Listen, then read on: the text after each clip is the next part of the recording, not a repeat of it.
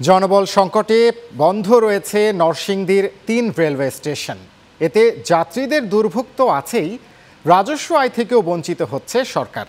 কর্তৃপক্ষ বলছে জনবল নিয়োগের পর সচল হবে স্টেশনগুলো। নরসিংদী থেকে হৃদয় এস সরকারের পাঠানো তথ্য ছবিতে ডেস্ক রিপোর্ট। তালা ঝুলছে স্টেশন মাস্টারের কক্ষে, জানালায় সাইনবোর্ড ঝোলানো, স্টেশন বন্ধ। এভাবেই প্রায় ৩ বছর অচল অবস্থা পড়ে আছে নরসিংদীর আমিনগঞ্জ রেলওয়ে স্টেশন। স্টেশন মাস্টার না থাকা ও লোকাল লাইনে সিগন্যাল মোটর চুরি হওয়া সহ নানা কারণে অচল অবস্থা। একই অবস্থা নরসিংদীর শ্রীনিধি ও ঘোড়াশাল স্টেশনেও। আমাদের জন্য অনেক কষ্ট দুর্ভোগ পোহাতে হয়। ট্রেন আসলে অল্প সময়ের জন্য ট্রেন আসা দাঁড়ায় দেখা গেছে যে নির্ধারিত যে জায়গায় ট্রেন দাঁড়ানোর কথা সেখানে দাঁড়ায় না, ট্রেন চলে যায় সামনে যাওয়ার কারণে আমাদের ট্রেনে ওঠা আমাদের জন্য অনেক কষ্ট। এইখানে যে স্লোভাবে গাড়ি থামে 1 থেকে 1.5 মিনিট, এর কমও থামে, যাত্রী উঠতে পারে না, মাঝে মাঝে প্রায় সময় অনেক সময় পড়ে যায়। তারপরে অনেক ভালো একটা স্টেশন মাস্টারও নেই, বুঝছেন নি ভাই, তার জন্য যাত্রী অনেক ভোগান্তিতে আছে।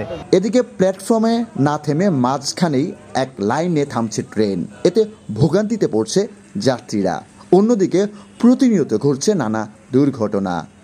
এই দুইটা রেল মানুষ চলার মতো না, বহুত ধরনের দুর্ঘটনা হয়, অ্যাক্সিডেন্ট হয়। এই যে রাস্তাটা ভরে রয়েছে ময়লা টয়লা বহুত কিছু চুরি করে নিয়ে গেছে, এগুলো ঠিক করে না, আসে নাই বা এগুলি কোনো সংস্কার করে নাকি।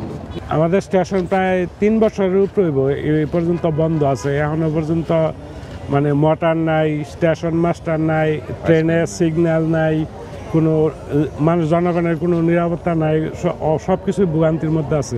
দীর্ঘদিন বন্ধ থাকায় নষ্ট হচ্ছে মূল্যবান যন্ত্রপাতি। প্ল্যাটফর্ম ও রেল লাইনের উপরে অবৈধ দোকানপাটে নষ্ট হচ্ছে স্টেশনের পরিবেশও। রেলের তরফ থেকে আমি যতদূর জানি লোকবল সংকট মোচনের চেষ্টা চলছে। লোকবল যথাযথভাবে হয়ে গেলে স্টেশন চালু হয়ে যাবে। একটি স্টেশন বন্ধ থাকলে বিভিন্নভাবেই যাত্রী সাধারণের অসুবিধার সম্মুখীন হয়।